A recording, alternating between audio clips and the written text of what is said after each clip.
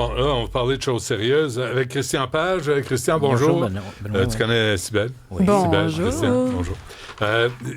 Toujours tous très sérieux. Nous, on a toujours des sujets sérieux. Ouais, non, Ben oui, mais c'est une émission sérieuse ici. Voilà. là. C'est ça. Puis ça change le courant du quotidien. Tout à fait. Tout à Je veux fait. dire, si tu n'es pas au courant de tes chroniques à toi, là, tu passes à côté de l'actualité. Tout à fait. Donc, publication des dossiers d'OVNI. Oui.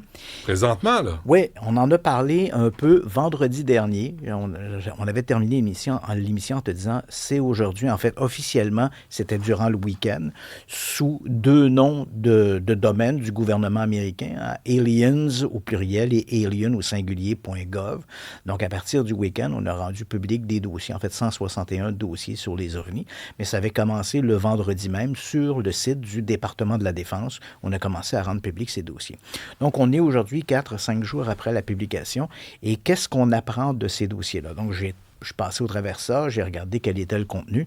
Et je te dirais quelque part que tout le monde est déçu. Quelle que soit la position qu'on a par rapport à la question des ovnis, on est déçu. D'abord, dans un premier temps, pour les gens qui sont convaincus que le gouvernement sait tout, cache tout sur les ovnis, puis qu'on a des extraterrestres, des soucoupes volantes, on comprend que la barre était très haute. Au cours des dernières années, je dirais depuis 2022, hein, le gouvernement américain a mis en place un organisme étatique pour enquêter sur les ovnis, là, l'AARO, un acronyme qui veut dire Bureau d'identification des anomalies dans tous les domaines. Et il y a eu en parallèle des auditions au Congrès américain où des sonneurs d'alerte sont venus présenter, raconter des histoires.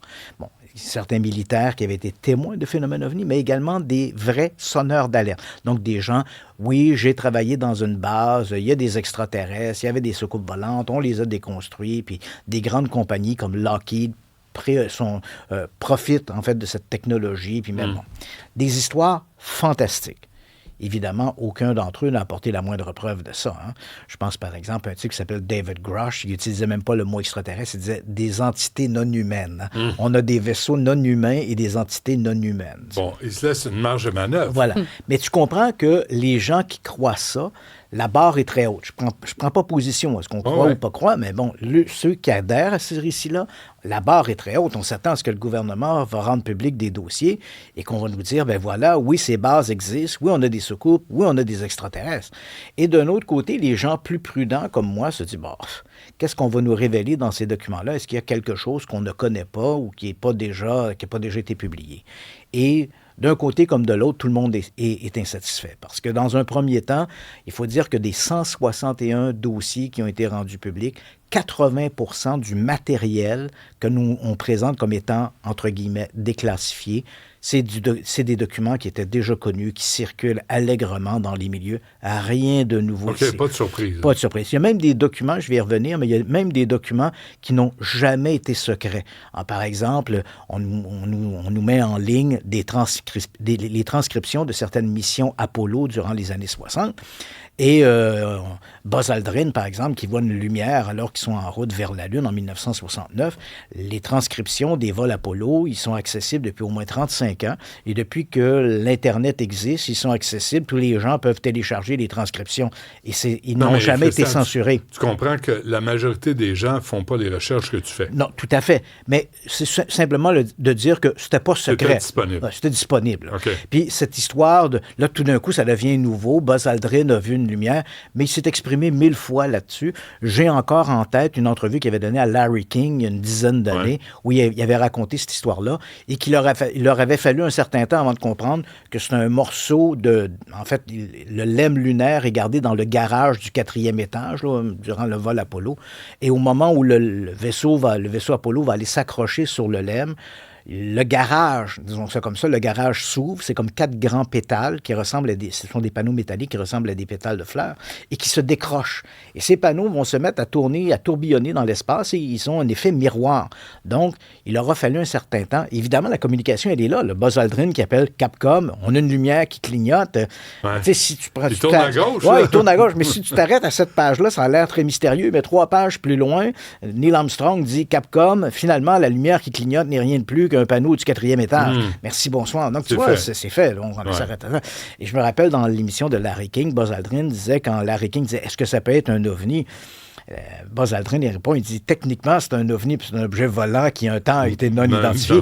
Mais il dit, à bord du vaisseau, on était des hommes qui avaient été, chacun d'entre nous avait déjà volé 2 fois dans l'espace, et la conviction que c'est un panneau du 4e étage est de 99,99999.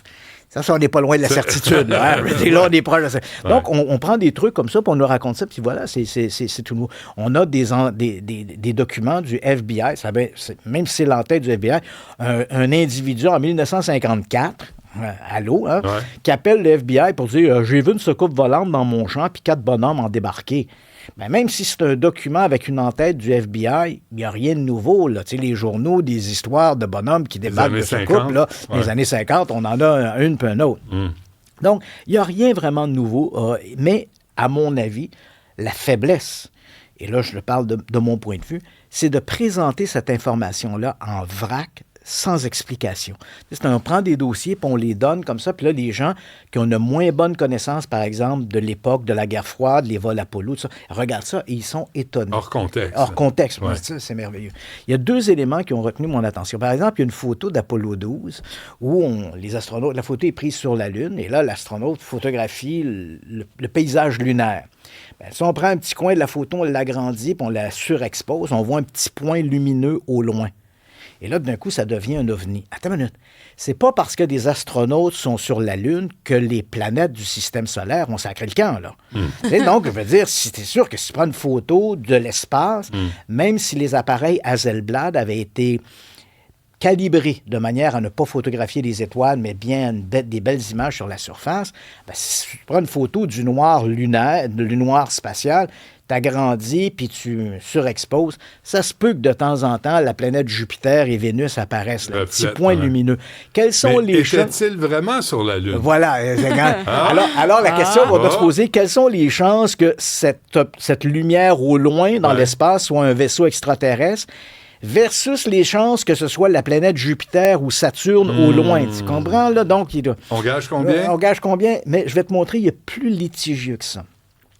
Avant d'aller, je t'ai préparé un petit film, mais il faut que quand même je le mette en contexte. Okay. Donc, dans ce qu'on nous montre, comme ça, en vrac, on nous montre une photo d'Apollo 17 qui a eu lieu en décembre 1972. Maintenant, on peut y aller sur l'image. Hein. Je vais te montrer, j'ai fait une saisie d'écran sur le Pentagone, saisie d'écran de ce que les gens voient.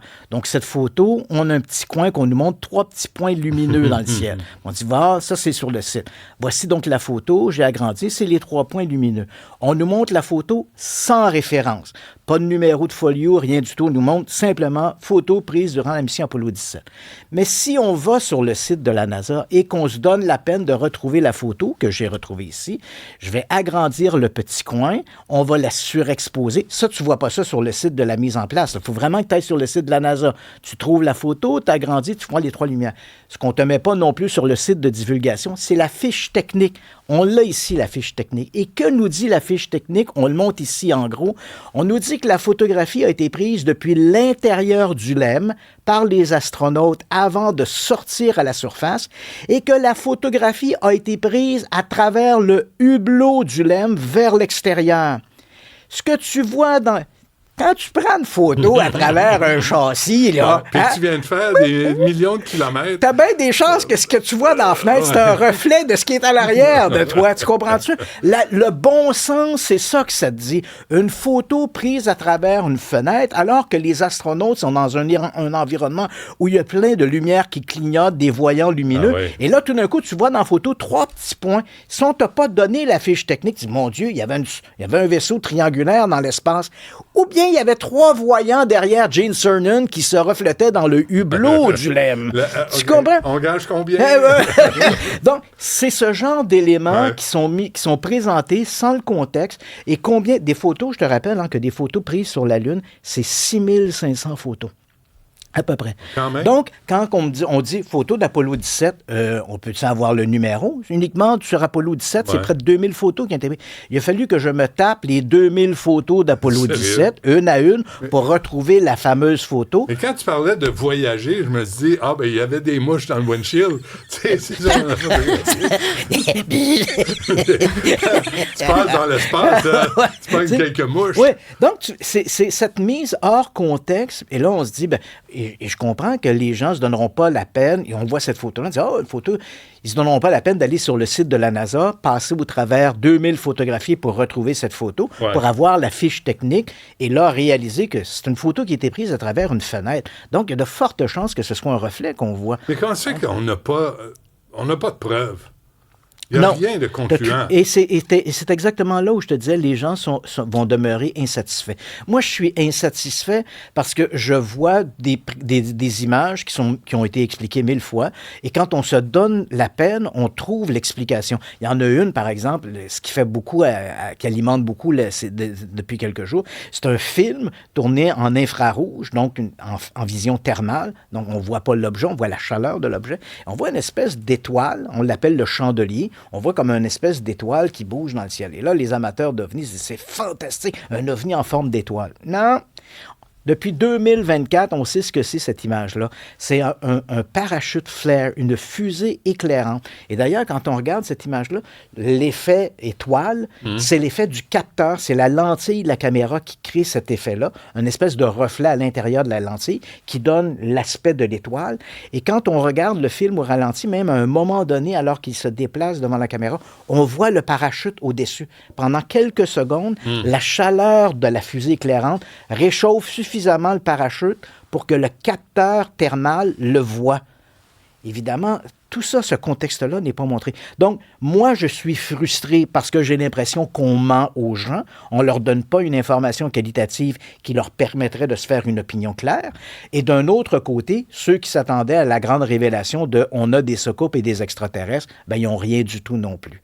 Donc, c'est un exercice qui est tout à fait futile d'avoir fait ça. Et j'ai l'impression que ça ne sert qu'à une chose, ne pas parler des dossiers Epstein. Là, il y a eu des ovnis. Là, il y en a eu des ovnis. Mais en même temps... Denise, cachez vos testicules.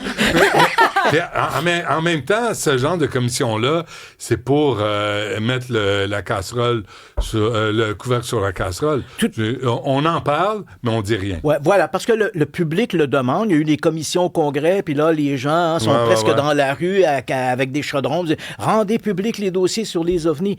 Mais il n'y a peut-être rien à rendre public. Si on prend du recul et on se dit, peut-être qu'on n'en a pas de soucoupe dans des hangars. On ne peut pas te rendre public un dossier qu'on n'a pas. Là. Fait qu'éventuellement, tout le monde finit un peu insatisfait. Mais c'est surtout l'aspect un peu mensonge, ou à tout le moins le manque d'information qui est la porte ouverte. Sommes-nous étonnés? Non, pas du tout. Merci, Christian. Ça me fait à demain. plaisir.